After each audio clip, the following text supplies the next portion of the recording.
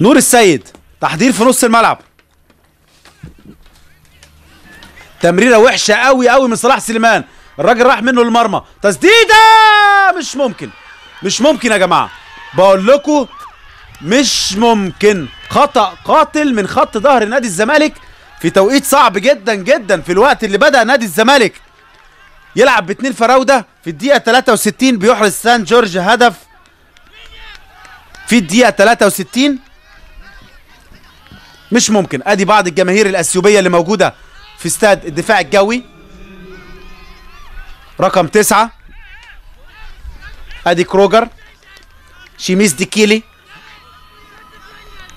خطأ قاتل من صلاح سليمان، يعمل الكرة بالعرض هنا، ما ينفعش الكلام ده نهائيا، مش ممكن والله. ده اوكيبي رقم 11، مش ممكن.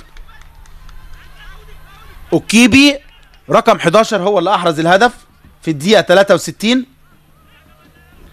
يلا يا رجالة، لسه باقي، لسه في وقت نقدر نعوض.